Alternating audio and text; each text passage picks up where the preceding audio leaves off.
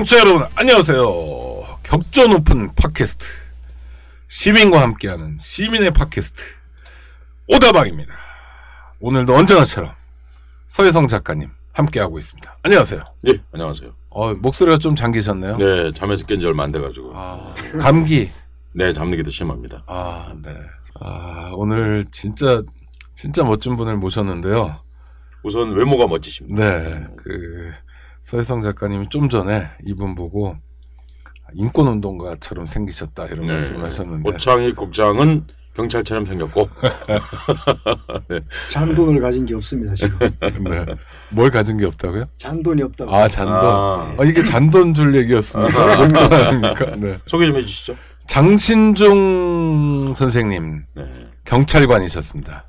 인사 나누시죠. 네, 안녕하십니까, 장신중입니다. 그러니까 이었으니까 전직 경찰관이시죠. 네네. 퇴직하신 지 한 2년 좀. 그렇죠. 2년 좀 지났는데 경찰관은 그 천형처럼 퇴직을 해도 전직이라는 말이 따라다녀요. 다른 건 안 그렇습니까? 군인도. 다른 사람 보고 군인 보고도 전직 군인이라고 물론 하는 사람이 있는데 경찰처럼 그렇게 평생을 따라다니면서 전직이라는 말을 그렇게 보통 명사로 사용하는 경우는 별로 없죠. 그렇습니까? 네. 하여튼 경찰관이셨습니다. 근데 신문에도 그렇게 하죠. 전직 경찰관 그렇게 하죠. 요만한 사고 군인이면은 그냥 예비역 군인 내지는 그냥 뭐 군인이었다고 뭐 대령이었다 이렇게 하는데 되게 경찰관에 대해서는 전직 왜 그러죠?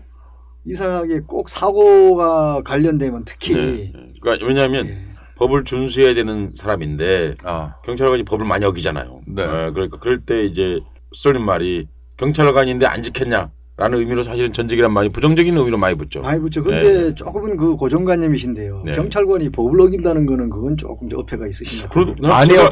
많이 어긴다라는 표현은 잘못된 표현이죠. 제가 알고 있는 경찰은 많이 어기던데요. 주로 한번 변명 또는 반론을 해보시죠. 구체적인 내용이 나와야지 반론이 가능할 것 같은데요. 고문을 한다든지. 고문. 예를 들면 제가 평소에 경찰을 만날 일이 없죠. 네, 우리 장신균 역사에서 읽은 경찰관들은 주로 그런 일을 많이 하십니다. 집시법을 지나치게 많이 집행해서 농민이 이렇게 쓰러져가지고 못 일어난다든지 이런 일이 저한테 주로 제가 만나는 경찰은 주로 그렇거든요. 맞아요. 국민들이 인식하는 건 그렇죠. 제가 평소에 무슨 경찰서에 가거나 교통경찰은 가끔 만나겠죠. 그러다 보니 또 뉴스에 보면 무슨 부정적인 일에 연루되어 가지고 그럴 때마다 꼭 나오면 언론에서 그러더라는 거죠. 전직 경찰관. 그런데 이 사람 정말 그러면 안 되는데 대부분의 경찰관들은 안 그러시죠. 지금 집회시 얘기가 잠깐 나왔는데 집회시라고 하는 거는 경찰 업무 중에서 아마 한 5%도 안 될 겁니다. 사실은 이제 극히 일부다. 그런데 이제 기본권과 관련돼 있고 이제 시민들이 전체적으로 이제 많이 영향을 미치니까 그런 얘기가 나오는데 집회시에 경찰관 때문에 편안하게 지금 안전하게 살고 계신다는 생각은 안 해보셨나요?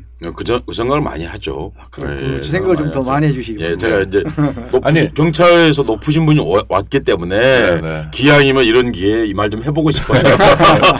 경찰관이 없으면 우리가 일상생활을 할 수가 없죠. 범죄를 많이 저지른다는 건 우리 장신중 선생님 쓰신 책이 있는데 경찰의 민낯이라는 책에도 그게 나오는데요. 이를테면 이래요.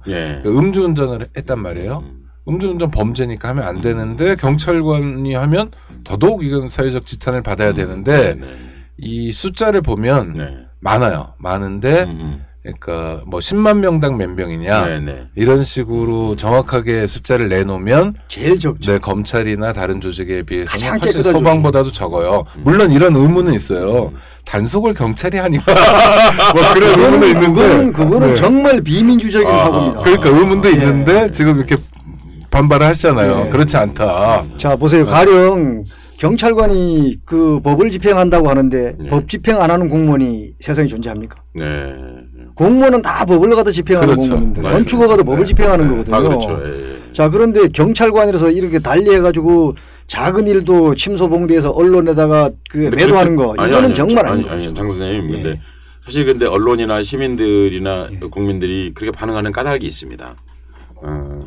왜냐하면 지금 말씀하신 것처럼 전체적으로 보면 다른 공권력을 집행하는 사람에 비해서는 업종보다는 더 작다. 그렇게 말씀하셨는데. 제일 작습니다. 제일 작다. 했는데 그럼에도 불구하고 경찰관들에 대해서 조금 이렇게 그런 시선을 바라보는 이유가 있습니다. 왜냐하면 경찰 권력은 일반 행정공무원과 다르게 인신을 구속하고 제압할 수 있고 이런 특별한 권한이 그렇죠. 있기 때문에 물리력을 가지고 있기 때문에 사람들이 그 부분에 대해서는 더 실감하고 일종의 평소에 갖고 누구나 다 경찰에 대해서는 약간 거부감, 약간 두려움 내지는 약간의 고마움 이게 섞여 있는 거거든요. 그런데 그런 순간에 다가오면 경찰관이 이러도 돼? 하는 것들에 대해 인상적으로 몇 마디 더 하죠. 다른 직역보다. 그러니까요. 그러니까 동사무소 직원이 그러면요. 그런가 보다 이렇게 말거든요. 그런데. 그러니까 그 지극히 잘못됐고 그리고 자 보세요.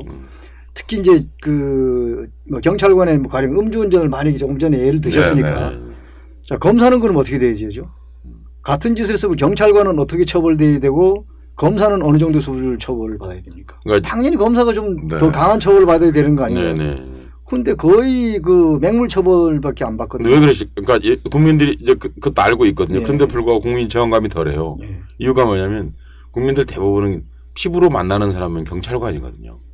그러니까 검사하고 만나가지고 그건 그렇죠. 뭐 검사가 잘못됐거나 한 느끼기보다 뭐 이게 공권력이 내가 설령 잘못을 저질러도요.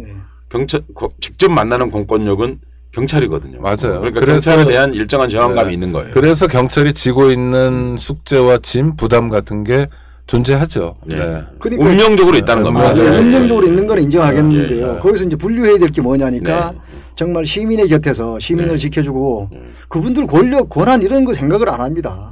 제도적 권한 없어요. 어찌 보면은. 그런 현장 경찰관들하고 그다음에 조금은 좀 다른 그 생각을 가지고 있는 좀 심하게 얘기하면 정치경찰이나 그 자기 출신 지향적 그런 경찰하고 집회 시위 국면에서 보는 물대포 쏘는 경찰하고 이를테면 민생 치안, 시국 치안, 민생 치안 이렇게 나누면 좀 되나요? 좀 다른가요? 하여튼 정치 경찰과 민생 경찰이 있다. 좀 그런 쪽으로 보기는 조금 좀 시국 치안 뭐 전 그런 생각 개념은 좀 안 가져봐서 기본적으로 한국 경찰이 훌륭하다고 생각합니다. 그건 뭘로 알 수 있냐면요.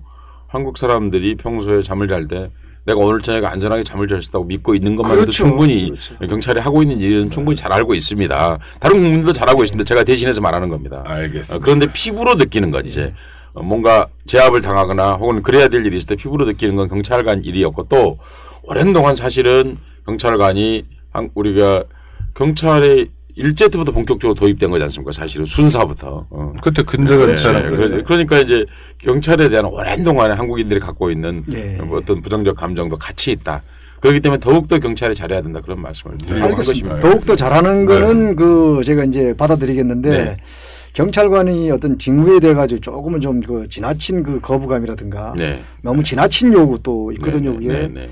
지나친 요구를 하려면 그 정도 대우를 해줘야죠. 대우는 안 해주면서 지나치게 책임만 묻는 거. 알겠습니다. 조금 좀 지금 처음부터 이렇게 뜨겁습니다. 오늘 방송 굉장히 제가 처음에 여쭤보고 싶은 건 이런 게 아니었거든요.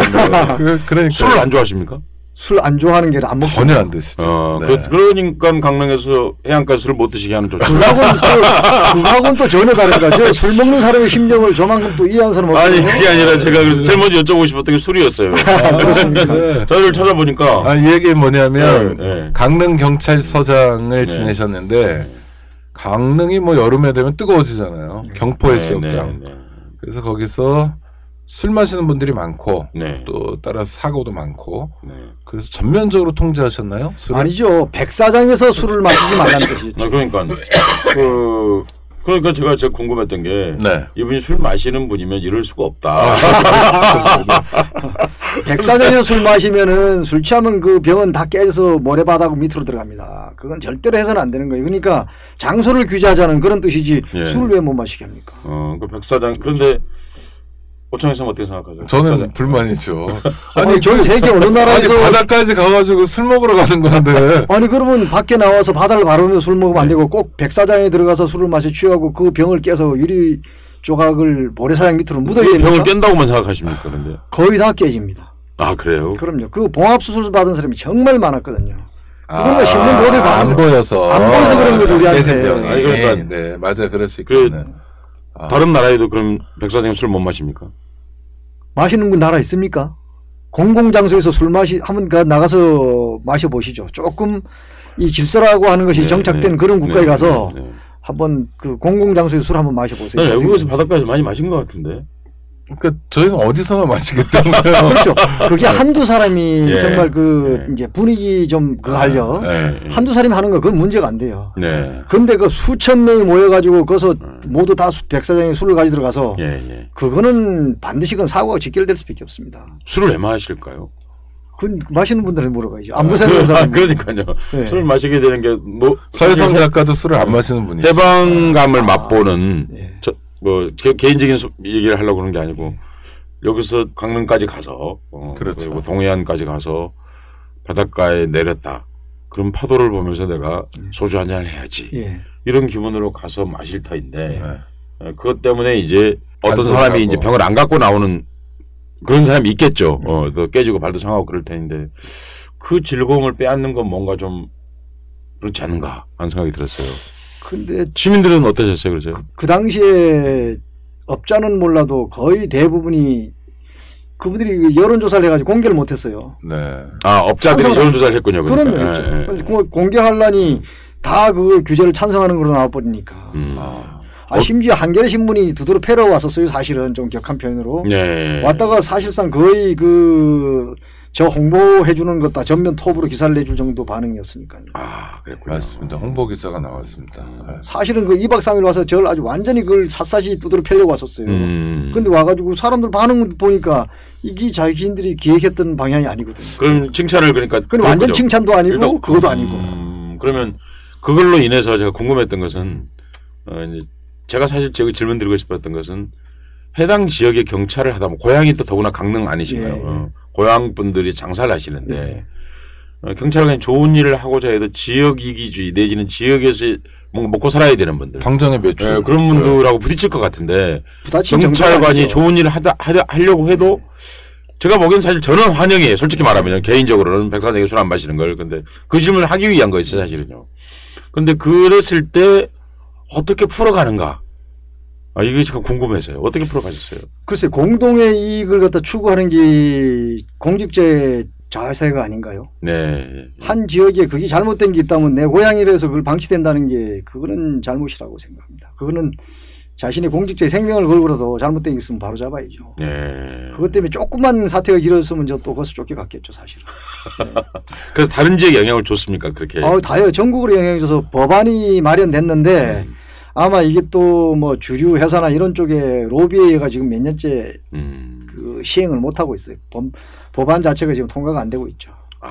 그해 바로 통과시킨다더니 사실은 그 젊은 친구들이 백사장에서 술 마시고 싶어 하는데 또 일부는 사실 위험하기도 하죠. 술 먹고 물에 들어가거나 이런 빠뜨리고 또 장난치고 적절하게 단속하지 않고 해결되는 게 제일 좋은데 그렇죠. 그런 문제를 사실 문화 문제인데 이게 경찰력을 통해서 해결하는 게 후진적인 모습인 건 맞는 것 같습니다.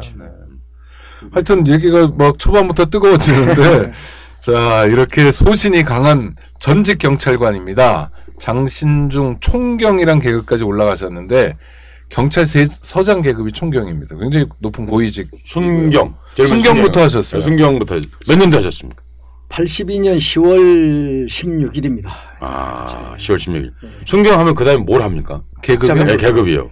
경장, 경사, 경위. 경위가 우리가 파출소장. 옛날 파출소장. 그 다음에 경감. 그 다음에 경정.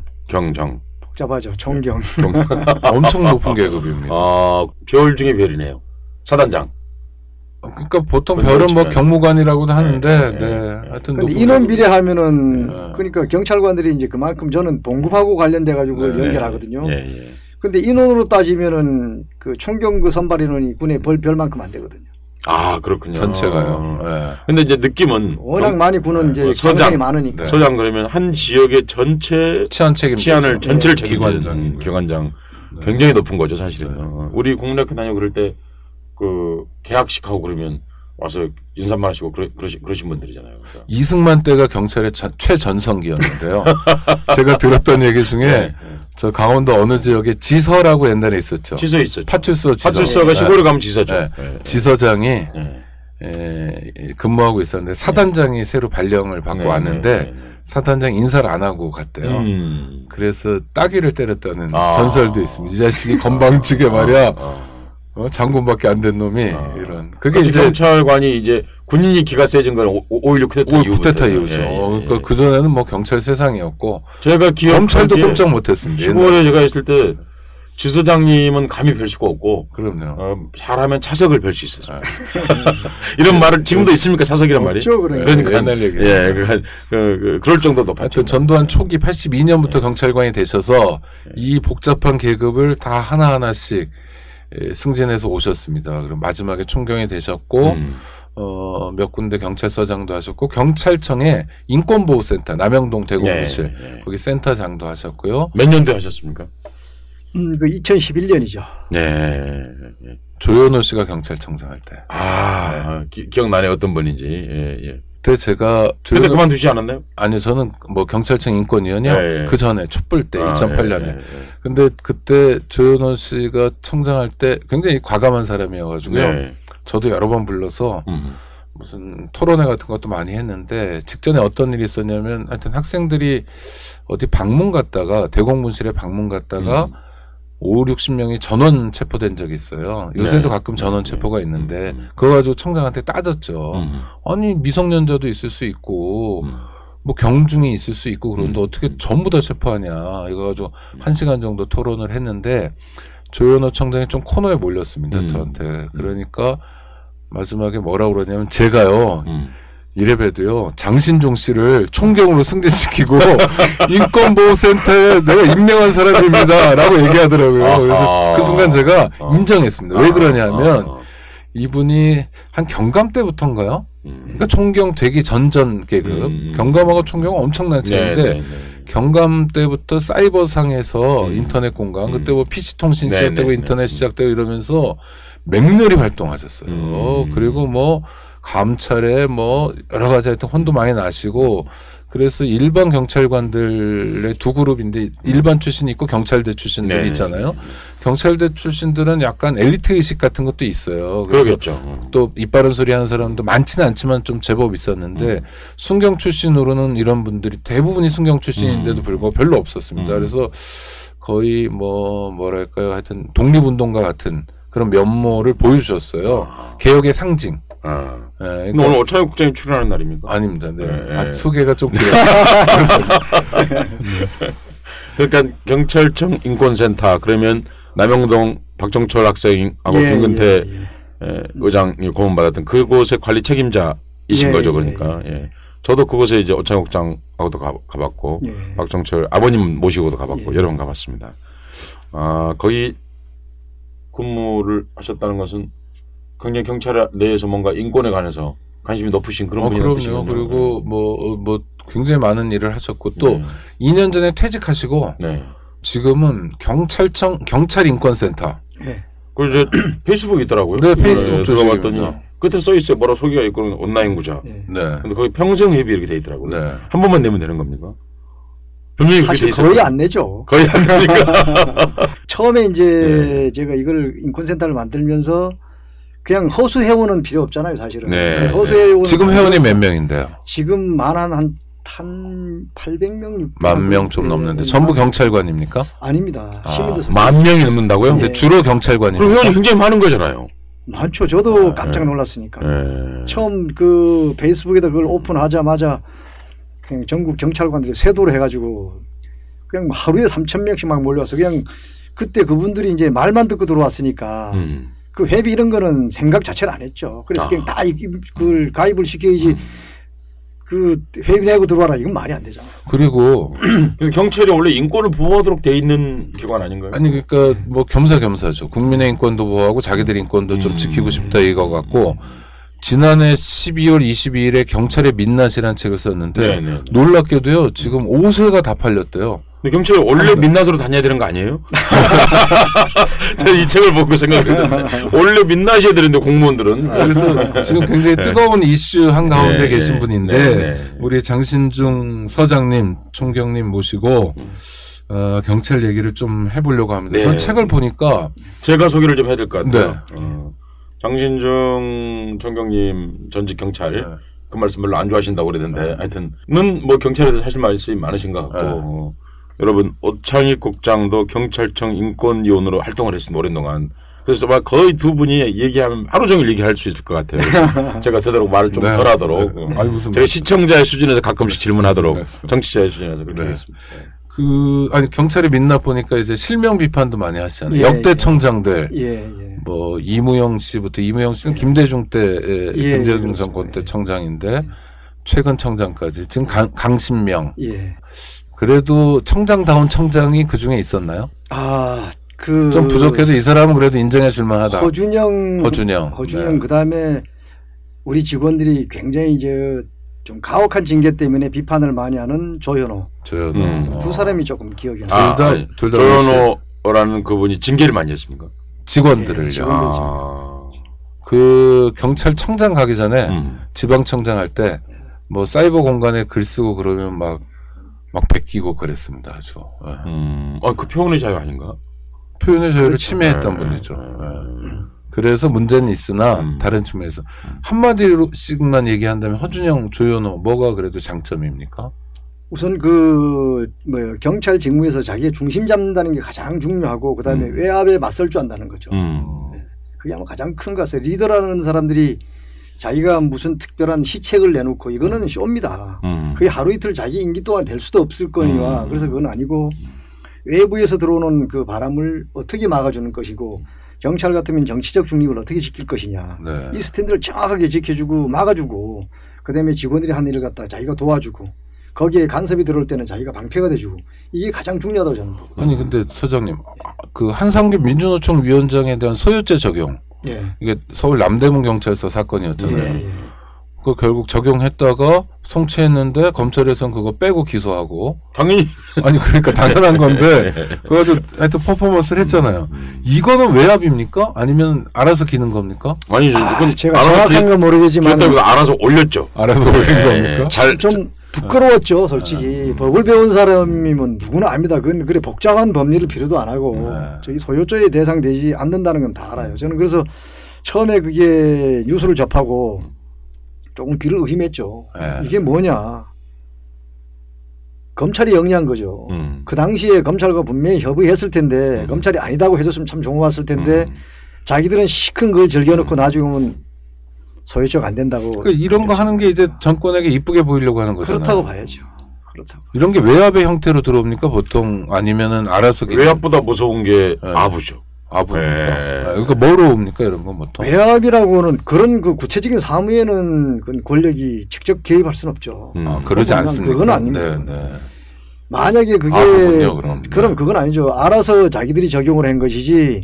그런데 그거는 한 번 그렇게 하는 것에 그치지 않지 않습니까? 만약에 그렇게 되면요. 그게 참 걱정인 거죠. 그러면 결국 이제 그거는 경찰이란 거대한 조직이 있고 한상규는 그래도 뭐 민주노총 위원장이지만 대부분의 사람들은 힘이 없는 사람들인데 그렇게 해버리고 나면 방어할 수단이 사실 없지 않습니까? 경찰이 도리어 보호해줘야지. 가만있어 조금 질문의 요지가 제가 잘 안 나왔는데요. 소유죄 이렇게 실제 죄보다 훨씬 더 크게 이렇게 해서 적용을 해버리면 정말 보통 사람은 감당할 재간이 없다는 거죠. 그렇죠. 이제 심리적 부담도 이제 엄청날 것이고 원래 경찰의 역할이 그런 사람을 보호하는 거죠. 네, 그 말입니다. 언론이 막 소유죄를 해라 그런다 하더라도 우리 경찰은 알기로는 그 사람은 뭐 죽어 뭐 두 가지 뭐 집시법 도로교통법 뭐 그 정도다.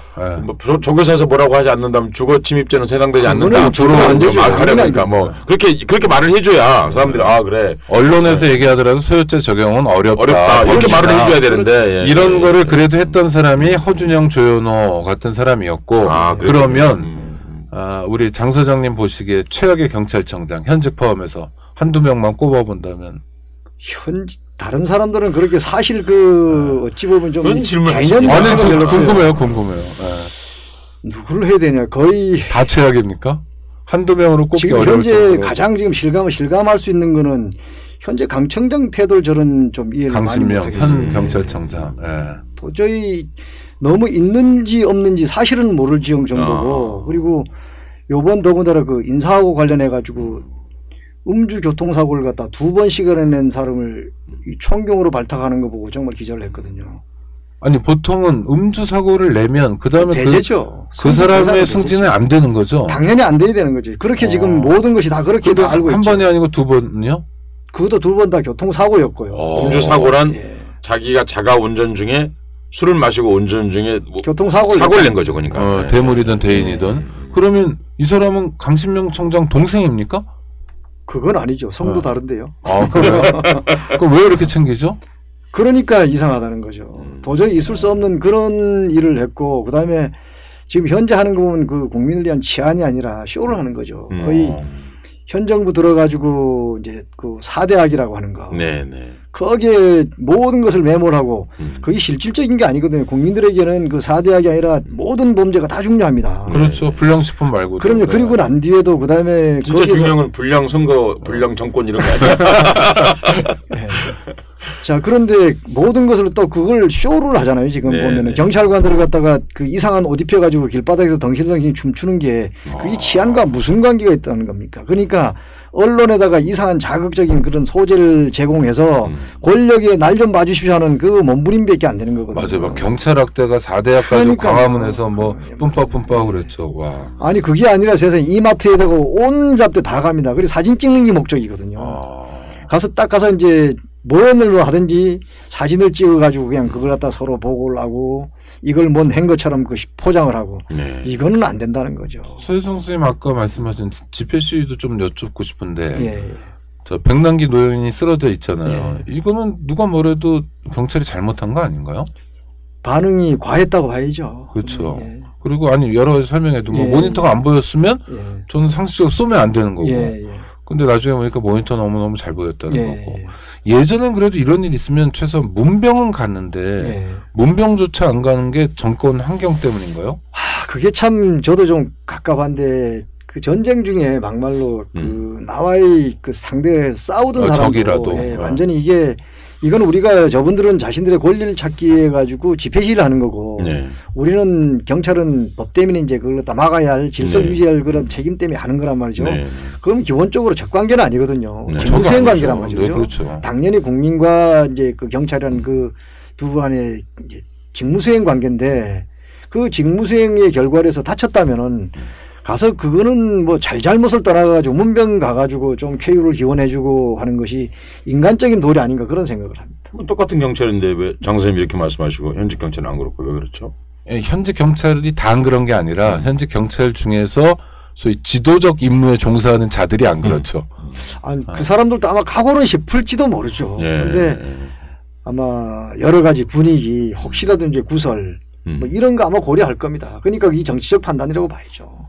그냥 상례를 통해서 보더라도 인간의 도의로 보더라도 그렇게 찾아가는 게 지극히 당연한 도리라고 생각하는데 그게 안 되는 걸 보면서 그런 순간에 이제 그럼 경찰에 대한 뭐랄까요 나쁜 기억들이 줄을 이어서 쭉 떠오르는 거거든요.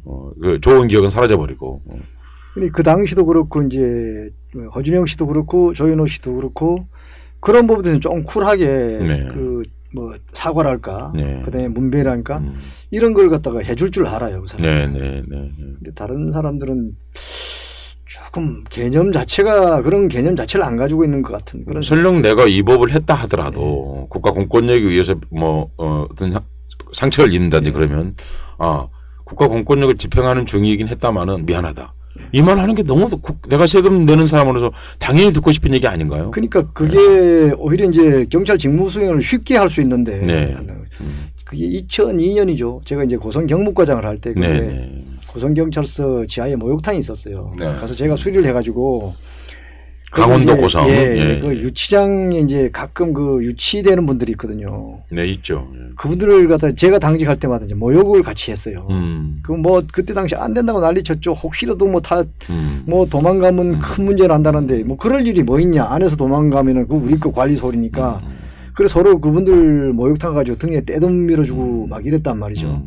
이분들 여러 번 제가 얘기 들으니까 법정에 가서 눈물을 펑펑 흘리면서 다시는 참 그런 어떤 그 대접, 인간적인 대접을 받고 보니까 내가 정말 잘못한 게 너무 후회스럽다고 안 하겠다. 다시는 잘못 안 저지겠다. 이런 얘기까지 했다는 걸 많이 들었거든요.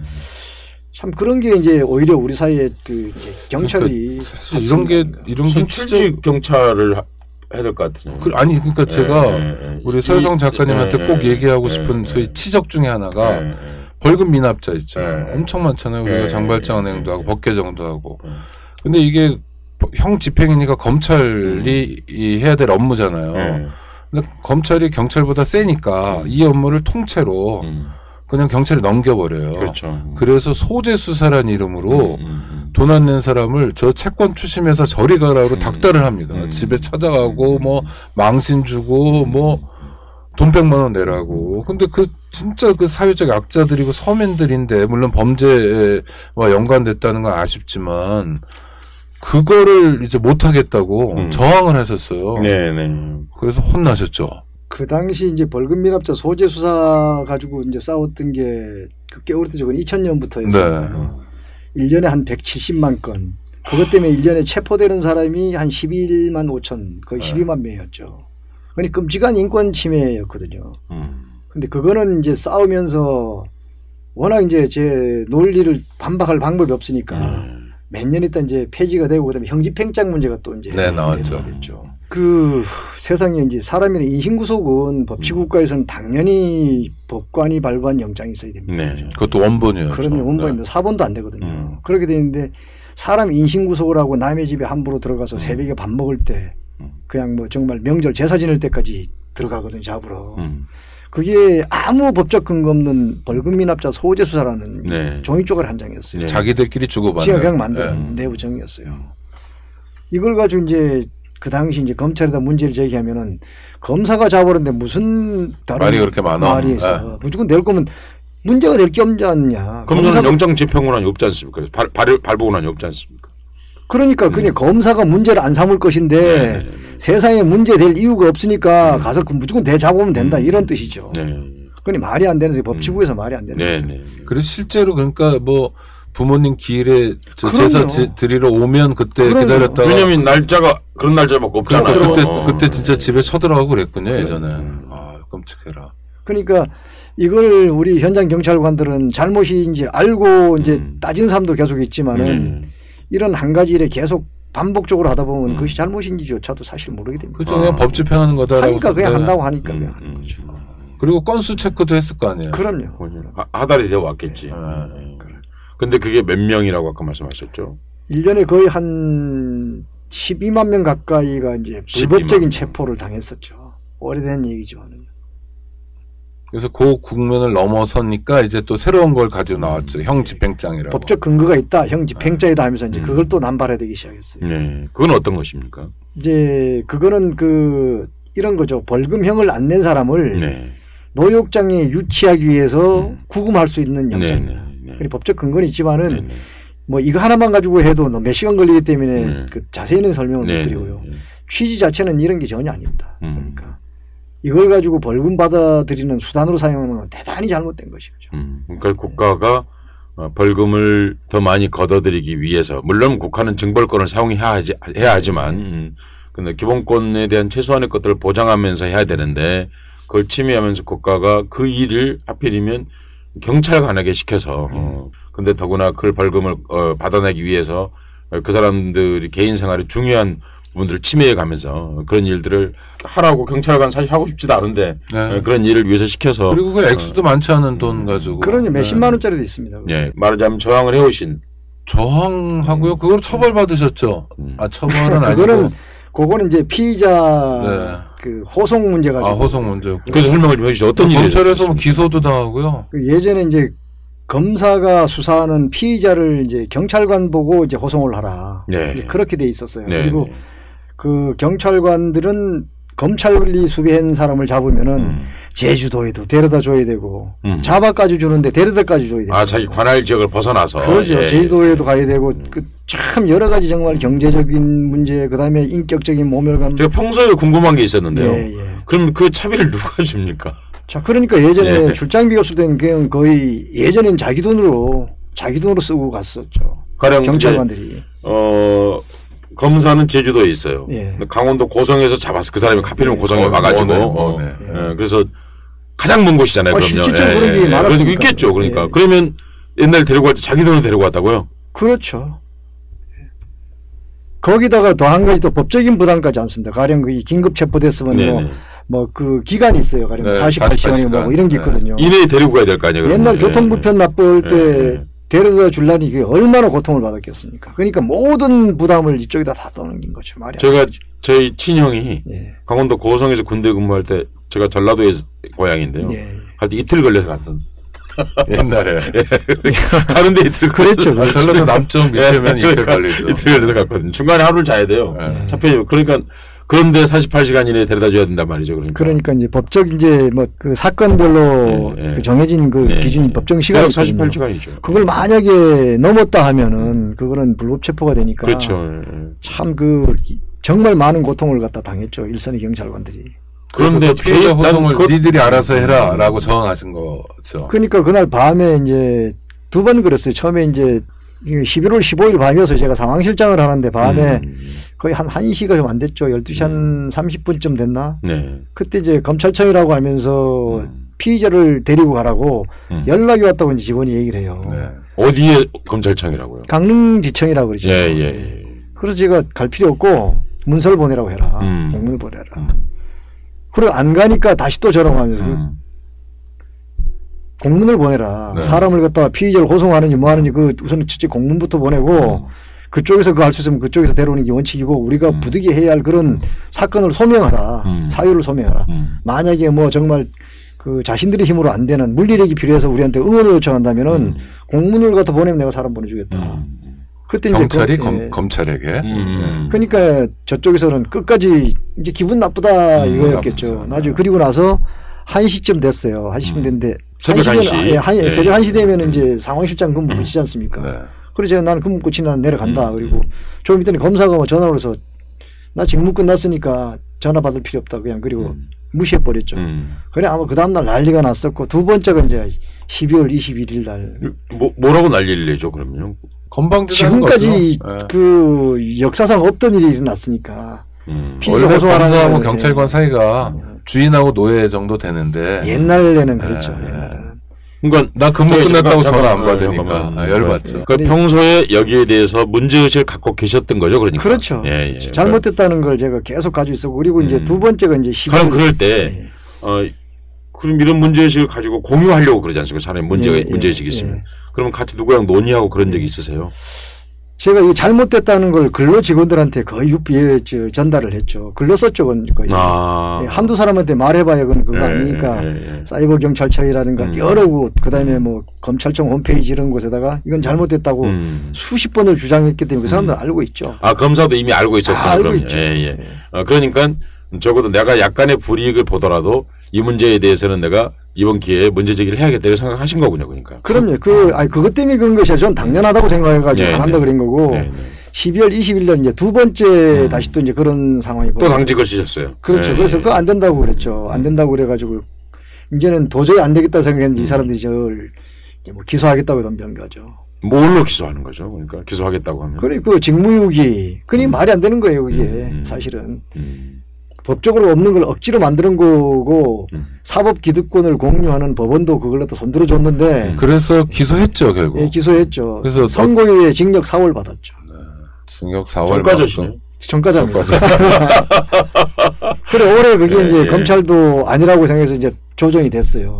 검찰에서 하는 걸로. 이는 조금 넘기죠. 재심을 청구해보면 어떨까요? 제도는 고쳤대요. 아니 제도만 고칠 뿐만 아니라 내 제도 4개월을 내 전과도 왜냐하면 이거 저는 중요하다고 생각하는 게 국가가 잘못을 저지르면 국가가 혼나야 돼요 사실은요. 법집행을 잘못하면요. 그러니까 그런 문제가 많은 경찰이시네요. 아니 그러니까 경찰 자체도 많지만 장신중 총경도 문제가 많은 문제가 많은 문제를 곳곳에 이런 생각이 드네요. 순경 같아요. 막 순경된. 투캅스에 나오는 입사한 지 얼마 안 돼. 모든 문제라도 됩니까? 모든 문제에 대해서 가장 정확하게, 가장 투명하게. 안성기 옆에 있는 박중훈. 가장 정직하게. 그래서 그런 분 같아서 굉장히 사실 마치 이런 느낌이네요. 그 산골에 갔는데 날이 더웠는데 물을 탁 우물이 있는 거예요. 산골에. 그 찬물을 먹는 것 같은 그런 시원한 맑은 물 같은 그런 얼굴은 까마신데 그런 기분이 아니 근데 신선한 느낌. 저는 어느 집단이나 가장 나쁜 비난이 약자에게 군림하고 강자에게 비굴하고 굽신거리고. 근데 사실 경찰이 많이 그런 것 같아요. 안녕하세요. 오창익입니다. 인권연대는 정부나 기업의 지원을 사양하고 오로지 시민의 참여로만 운영하는 100% 순도의 민간 인권단체입니다. 1999년 창립 이래 한눈 팔지 않고 오로지 인권운동에만 매진해 왔습니다. 인권연대 회원으로 참여해 주세요. 인권연대 회원이 늘어나면 그만큼 인권연대의 활동도 풍부해지고 활발해집니다. 인권연대 회원 가입은 인권연대 홈페이지를 참고해 주세요. 감사합니다. 아니 뭐 평생 있었던 조직이어서 죄송합니다만 그런 이미지가 좀 강하죠. 그게 현장관 경찰관은 사실은 강합니다. 물론 그 지금 한계는 있지만은 네.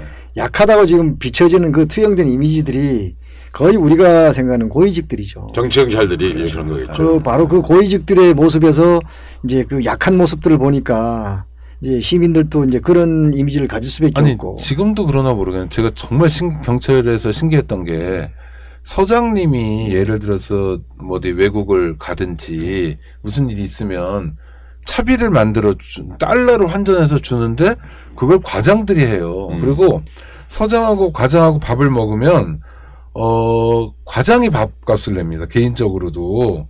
조장이 해야 되는 거 아니에요? 아니 그러니까 저는 검사하고 이게 다른 게 검사들은 위에 놈이 내요. 근데 경찰은 밑에서 내요. 이게 상남 문화. 그러니까 그게 비굴거리는 거잖아요. 사실 조직 그렇죠. 문화가. 그렇죠. 그게 이제 조직 문화로 예전부터 조선시대부터 그랬습니다.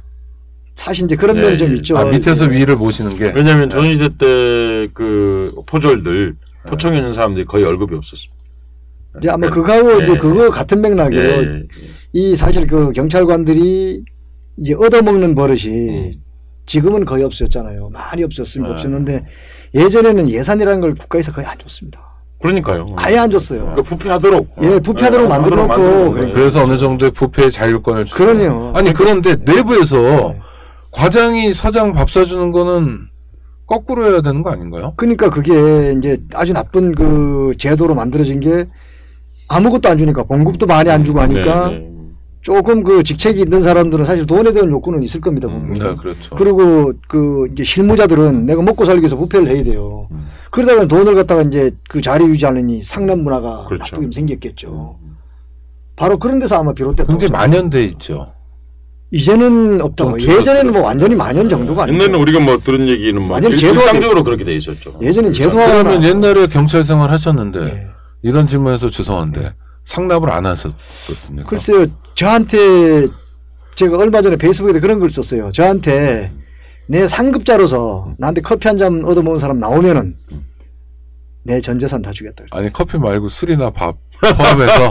아니 커피도 마찬가지예요. 아니 근데 저 사람이 한 번 사고 나오고 한 번 사고 거는 몰라도 저는 뭐 그 지방청에 근무하든 경찰청에 근무하든 청장한테 밥을 얻어먹었지 절대로 저는 그 신조였습니다. 그건 절대로 안 썼어요. 이게 서 작가님 말씀하시는 저 순경 같은 게 이건데요. 장신주 총경의 힘이 뭐냐면 한 번도 누구한테 커피 안 샀다.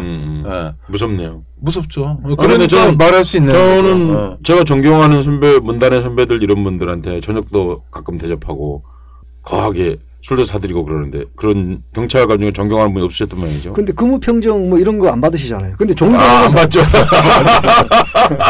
근데 그거는 존경의 개념하고는 다르죠. 공직 사회에서 이런 건 있습니다. 우리는 근무평정이 없죠. 돌아가면서 밥 사는 거 당연히 있을 수 있어요. 그거는 그게 아니거든요. 내가 한 번 먹으면 한 번 사야죠. 그다음에 뭐 해가지고 게임을 해가지고 밥 내기했다. 사다리 타기. 사는 거예요. 이거는 당연한 거고. 그거 이외에 내가 사적으로 저 사람한테 커피 주는 건 그건 아니라고 보거든요. 왜 봉급 많은 사람이 당연히 밥을 사야고 커피를 사야지 봉급 적게 받는 사람이 주는 거 그 문화는 뜯어 고쳐야 되는 훌륭하십니다. 그러니까. 그런데 이런 분이 왜 경찰을 그만두신 거예요?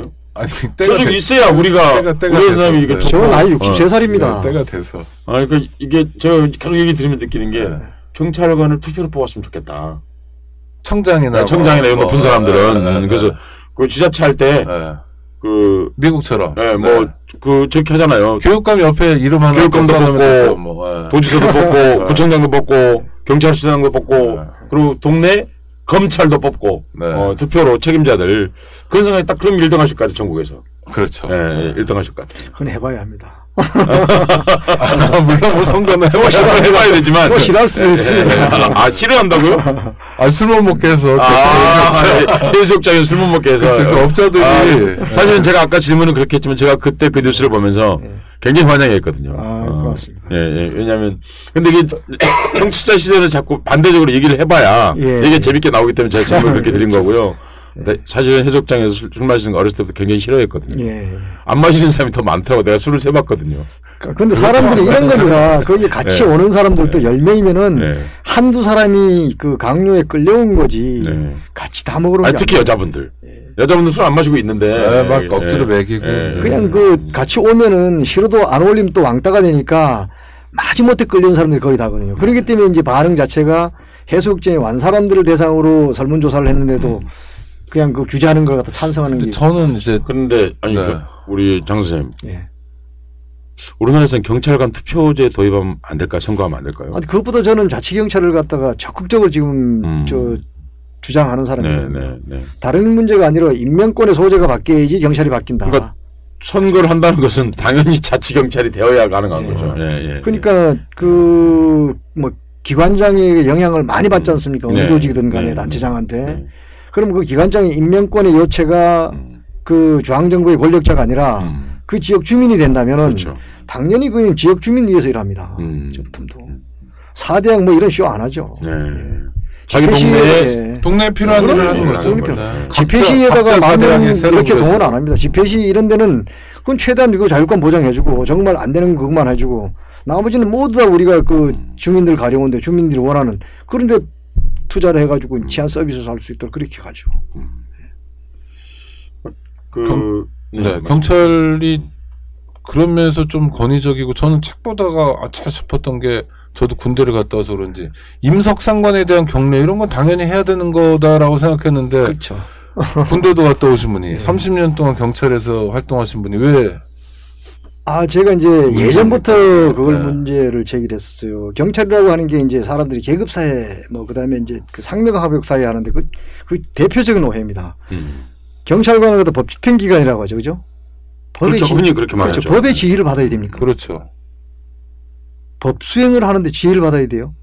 자기 양심과 원칙에 따라서 각각이 독립돼서 해야 되는 판사들처럼 법률과 똑같은 권리거든요. 그러니까 그거를 우리는 뭐 판사, 검사 이래가지고 특별한 계급인 것처럼 만들어 놓고 그 사람들에 대해서는 적용하는데 모든 공무원이 마찬가지입니다. 그렇겠죠. 자, 이 계급이라고 하는 건 저는 제가 나름대로 정의한 것은 계급이 신분이 아니잖아요. 계급이라고는 자신의 직무를 수행하기 위해서 만들어 놓은 체계예요. 그거 이상도 아닙니다. 각각의 개인에게 부여된 임무와 역할의 구분, 범위, 거기 계급이거든요. 자, 그럼 그 내에 있으면 되는데 이걸 신분화하는 건 잘못됐다는 생각이고 특히 얘기하는 게 제복 집단은 꼭 항상 뭐 삼명하복, 상관에 대한 복종 이건 아니라는 거죠. 예전부터 저는 생각을 가지고 있었던 것이 한 특정 개인을 앞에 놓고 단체로 격리하는 게 뭐라고 봐지죠. 사교 집단 아니면은 독재 정권에서 충성맹세 강요하는 사람밖에 없습니다. 전 세계 어느 나라 영화를 보세요. 경찰 기관장 앞에 세워놓고 단체로 격리하는 거 영화에서도 한번 보신 적 있나요? 아니, 그건 일본이 우리한테 가르쳐 준 겁니다. 아닙니다. 일본도 바뀌었거든요. 일본이 일본이 바뀌었죠. 일본은 어떻게 격리하면 상호간의 격리 그래가지고 완전 미국처럼은 아니지만 저쪽에 민주국가처럼은 아니지만은 그러니까 일본은 기관장과 직원들이 동시에 같이 격리합니다. 근데 서로 일방이 격리를 바치고 받는 관계가 아니라 서로가 예를 표하는 관계거든요. 바로 이거라는 것이죠. 그러니까 저도 그렇게 본 거예요. 법 집행은 경찰관 개개인이 각각 감독은 받아야 되죠. 이 직무생을 엉뚱하게 한다든가 위법을 한다든가 이거를 갖다가 관리하기 위해서 기관장이 있고 감독자가 있는 것이지 자신들이 그 신분을 이유로 위에 있는 건 절대 아니란 말이죠. 자, 그렇게 본다면은 단체로 경멸하는 거는 저는 충성맹세로 봤어요. 그래, 그걸 갖다 처음에 1999년 사이버 경찰청이 처음 생기고 글 올렸다가 죽을 뻔했죠.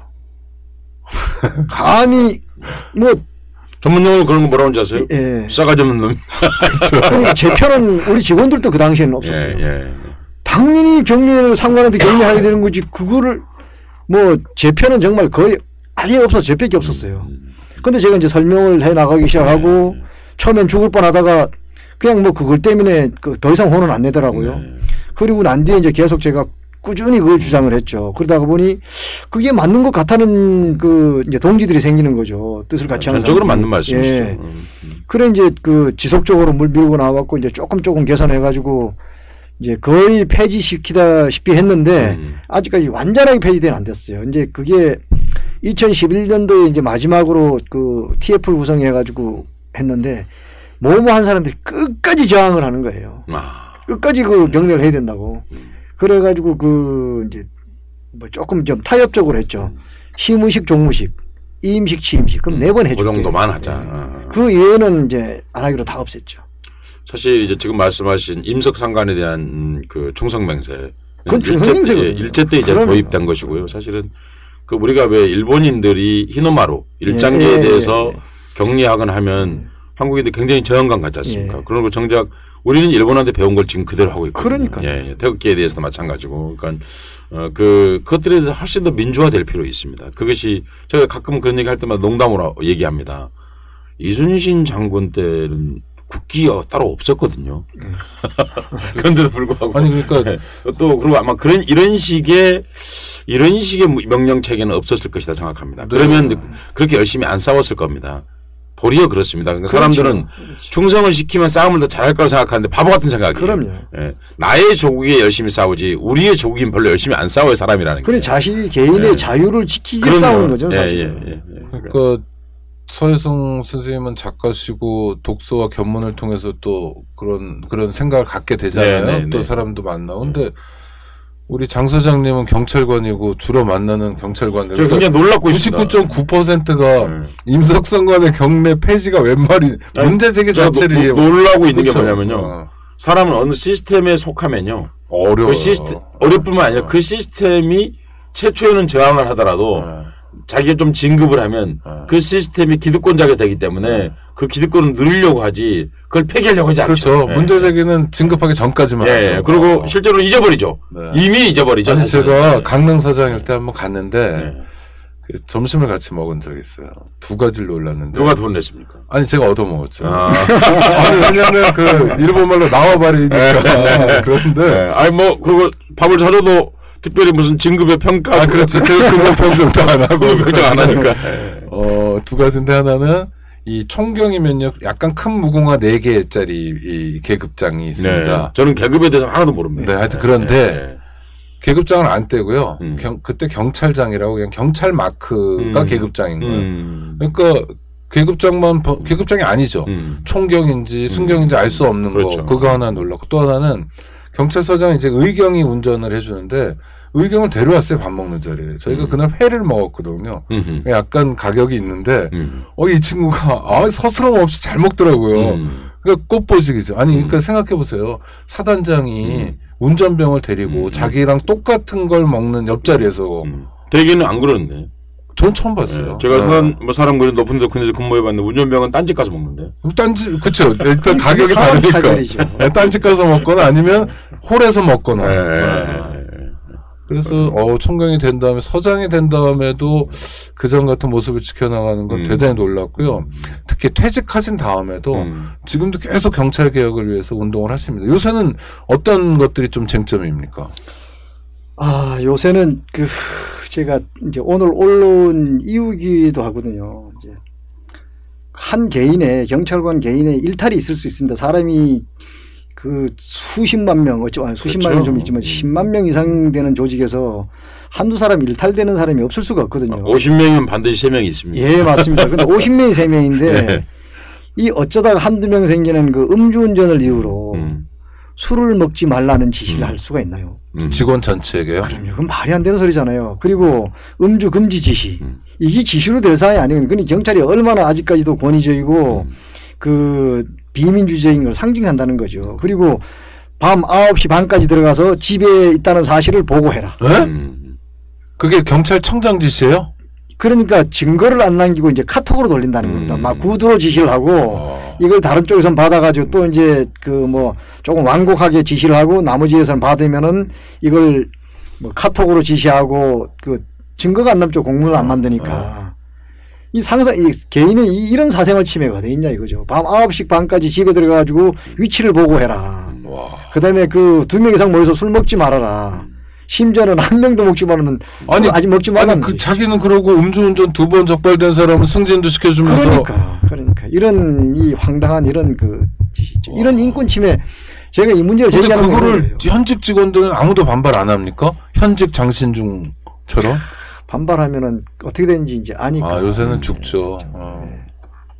와. 참 그 기가 막힌 현실이고. 그것도 정권 환경도 좀 있어요. 그렇죠. 좀이 아니라 막 크겠지만.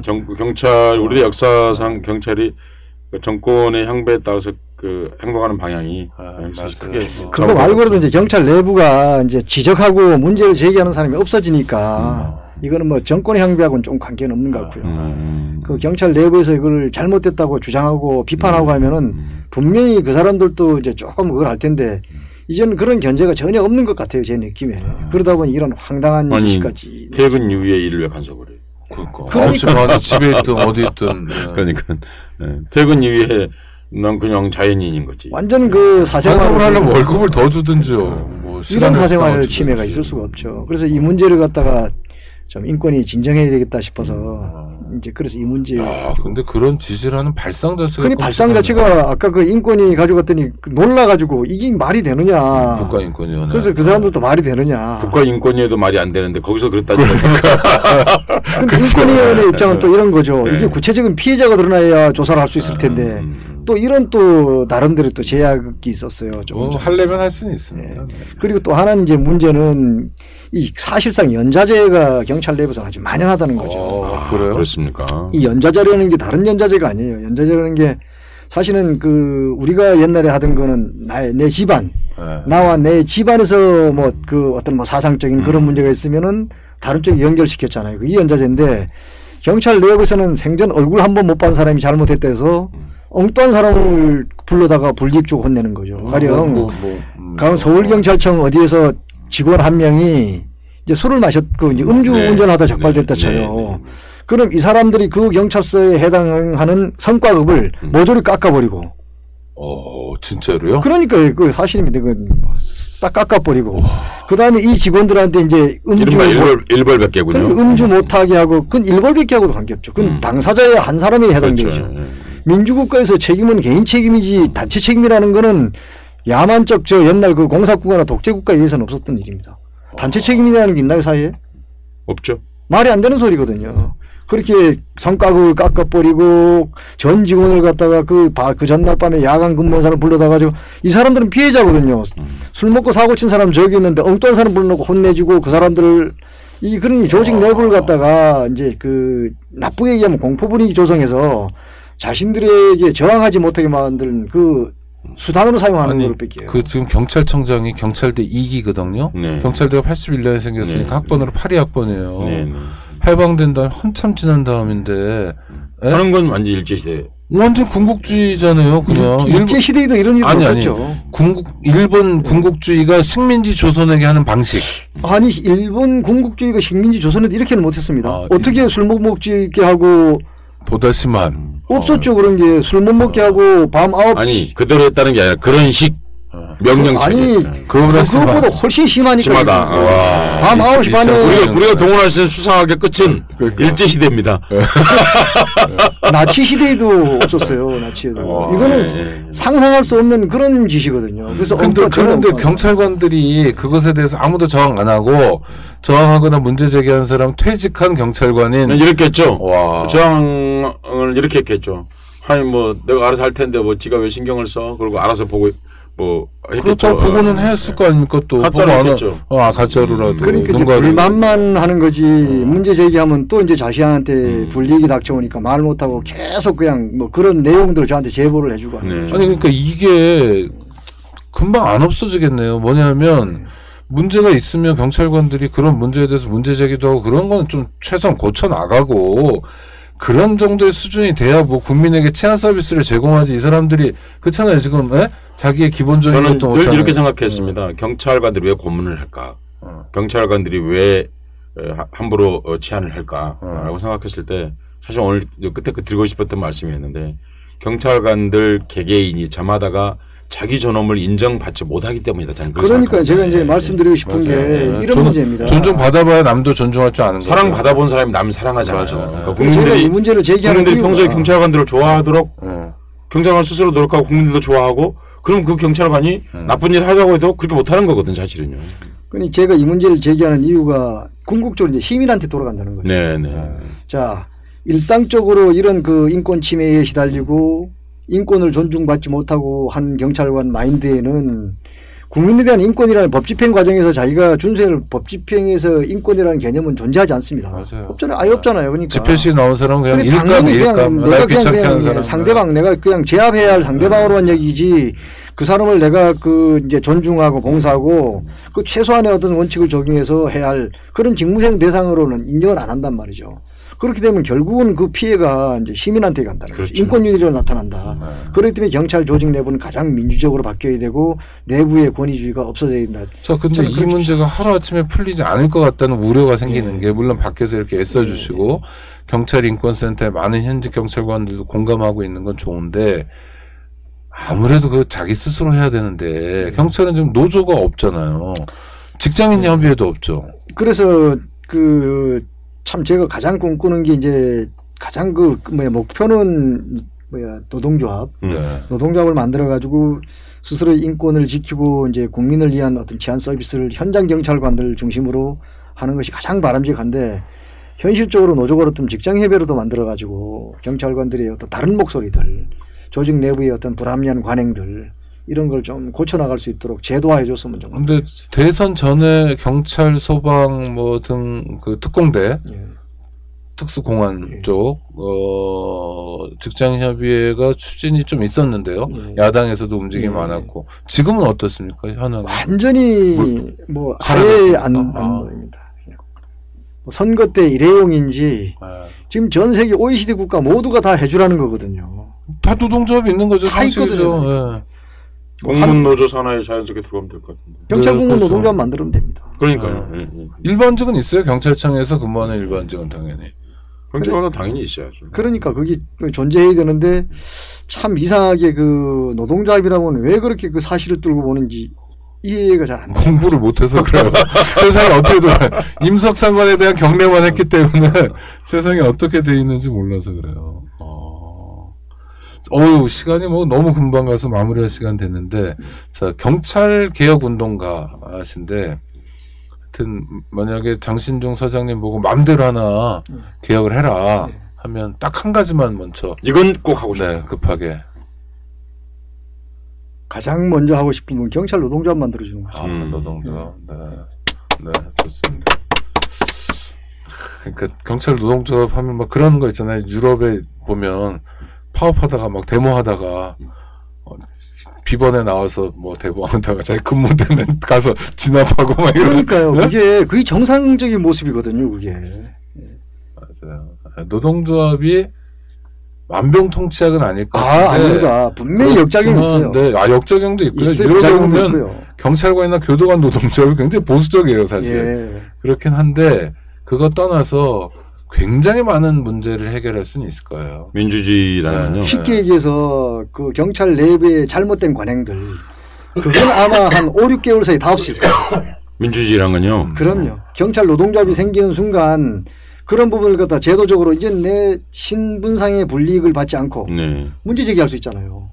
아니 왜 그 지방청장 소장 오는데 매일 관서 뜯어치우고 가서 모시러 가고 이거 잘못된 거 아니냐? 바로 없습니다. 자치제도를 하면서 우리 자치단체 장들에 대한 비판도 많지만은 그런 문제들은 일거에 다 없애버렸거든요. 서석금 잠깐 하나 짧게. 관서를 뜯어 고친다는 게 뭡니까? 관서 1년에 한 번씩 그 내부 그 인테리어 다시 하잖아요. 경찰서장이 오면? 소장도 마찬가지고 지방청장도 마찬가지고. 그러니까 인테리어가 도배를 다시 한다. 그럼요. 발상물 싹 다 뜯고 다시 하죠. 지돈으로 하는 건 아닐 텐데. 당연히 예산으로. 국민세금으로. 바로 그런 부분들. 그게 윗사람 잘못인다 이런 거군요. 한마디로. 그렇죠. 그리고 세상에 뭔 모시러를 왜 갑니까? 자기 발 달려있는데 자기가 차를 가지고 몰고 오면 되는 것이지. 어느 기관 단체장을. 서울에서 강원청장 가면 서울로 모시러 옵니까? 강원청 직원들이요. 소장도 소장 발령 나면 다 차가 그냥 지방청으로 와가지고 다 모시고 가죠. 네, 말씀하세요. 민주주의란. 아니, 오늘 전체적인 느낌은 그래도 마치 시원한 냉수 한 사발 들이마신 것 같은 그리고 국민들이 좀 안심해도 되겠다. 그러니까 이런 경찰관이 실제로는 더 많다. 그런 말씀을 드리고 싶은 거고 그래서 이렇게 고치려고 하는 경찰관들이 있고 그리고 우선 경찰이 민주화되고 경찰 내부에서 스스로가 존엄을 인정받는 인권이 존중받는 빨리 그런 경찰이 될 수 있도록 장신중 선생 같은 이런 분들을 크게 옹호해주고 그렇게 해서 경찰가 이렇게 바뀌어야 한다라는 그런 문화가 일상화됐으면 좋겠습니다. 그리고 뭐 퇴직하셨지만 또 경찰에 대한 애정 뭐 그거는 근본적으로 시민에 대한 애정이고 그다음에 현재 계실 때 우리가 그런 표현 서로 많이 썼잖아요. 제복 입은 시민이다. 단지 제복만 입었을 뿐이지 시민으로서. 그리고 지금 현직에도 참 좋은 분들이 많은데 환경이 지금 굉장히 나쁩니다. 그래서 그 좋은 분들이 어디 뭐 SNS에 글을 한번 올리거나 이러면은 뭐 거의 박살 나거든요. 거의 공포의 수준이고 뭐 진급도 안 되고 뭐 홀대 받고 있고 그러니까 그렇지만 그래서 아마 지금 상황에서 우리 장신중 총경의 목소리나 역할이 더 뭐 기대가 크고 더 주목받는 것 같은데요. 하여튼 말씀하신 것처럼 경찰 노조 설립을 통해서 더 이상 국민이 경찰을 걱정하지는 않아도 되는 경찰이 국민만 걱정하는 그런 정말 보통 국가가 됐으면 좋겠는데 자 이제 마무리해야 됩니다. 우리 청취자들하고 좀 인사도 나눠주시죠. 네. 청취자하고 인사 나누는 방식이 어떤지 그건 좀 어색한데요. 네. 그냥 말씀하시면 네, 마지막으로 하고 싶은 말씀을 해주셔도 되고. 네. 마지막으로 하고 싶은 말로 대신하죠. 참 경찰이 많이 부족한 것도 많죠. 그렇지만은 현장에서 일하는 경찰관들은 정말 밤을 하얗게 새우면서 시민의 안전을 위해 가지고 매일같이 이제 힘든 근무를 하고 있습니다. 이분들을 갖다 격려해 주시고 다른 경찰을 보더라도 꼭 이 현장에서 시민을 지키는 그런 경찰과 정말 출세를 지향하는 그런 어떤 정치 경찰 그런 사람들을 구별을 해가지고 정말 시민을 위해서 힘들게 일하는 우리 경찰관들을 격려해 주고 그분들의 어떤 보수책이라든가 수당 문제라든가 이런 처우에도 관심을 가지고 환경을 좀 민주경찰로서 갈 수 있는 그런 기반을 닦아주셨으면 고맙겠습니다. 네, 고맙습니다. 우리 서 작가님도. 사실 한국 사회는 뭐 오늘 제가 재밌게 하기 위해서 여러 가지 질문 드렸습니다만은 경찰상이 정립돼 있지 않습니다. 왜냐하면 우리나라 근대적 경찰 제도 자체가 일제 때부터 들어왔고요. 해방이 되면서 이제 광복이 되면서 그 경찰을 한번 정리했어야 했거든요. 사실 그런데 그러지 못했고 또 한국 전쟁이라는 과정이 있었고 그런 여러 가지 과정을 통해서 제대로 된 그 시민을 위해서 서비스하는 봉사하는 민주경찰로서 또 시민의 제복 입은 시민으로서의 경찰상 같은 것들이 정립이 안 되는데 오늘 장 선생님 만나면서 이런 분들 몇 분의 상을 조합해서 정말 훌륭한 경찰상을 하나 정립했으면 좋겠다는 그런 생각을 그런 글도 나중에 한번 써주시면 좋겠네요. 네, 약속드리겠습니다.